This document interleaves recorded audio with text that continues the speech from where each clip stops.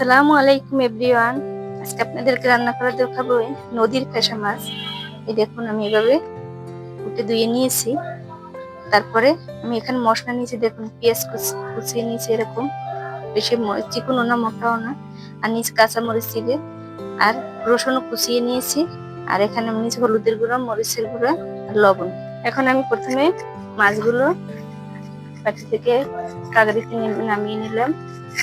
এরপরে দিয়ে দেবো পেঁয়াজ কুচি, তারপর দিয়ে দেবো রসুন কুচি, তারপর আমি হলুদের গুঁড়া, মরিচের গুঁড়ো নিয়েছি হাফ চামচ, হলুদের গুঁড়ো হাফ চামচ, এবং কাঁচামরিচ দেবো তাই আমি মরিচের গুঁড়ো অল্প নিয়েছি, আর নিয়ে দেবো লবণ পরিমাণ।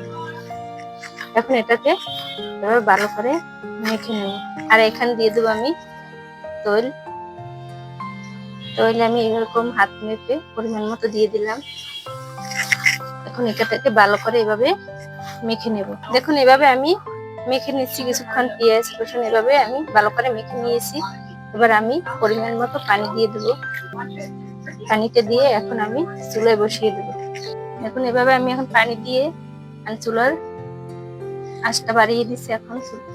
আর এখন ডেকে দেব 2-3 মিনিট। এভাবে আমি ঢাকনা দিয়ে ডেকে রেখেছিলাম। দেখুন আমি এখন আর একটু জলটা টানিয়ে নিতে হবে। দেখুন কি সুন্দর একটা কালার আসছে। এরকম মাছ রান্না করে দেখবেন, ছোট মাছগুলো অনেক খেতে স্বাদ হয়। দেখুন এভাবে এখন আমার এই রান্নাটা হয়ে গিয়েছে। আর আমি একটু জিরে গুঁড়ো দিয়ে দিচ্ছি। এখানে আপনারা ধনেপাতা দিয়ে দিতে পারবেন। আমার হাতে কাছে ধনেপাতা নাই, এই জন্য আমি জিরে গুঁড়ো দিয়ে দিচ্ছি। আর এভাবে দেখুন ভাজা ভাজা করে নিয়েছি। এরকম রান্না করে খেয়ে দেখবেন, অনেক খেতে স্বাদ হয় আর মাছের অথেন্টিক স্বাদটা পাওয়া যায়। এরকম রান্নার ভিডিও দেখার জন্য আমার চ্যানেলটা সাবস্ক্রাইব করবেন এবং আমার পাশে থাকবেন।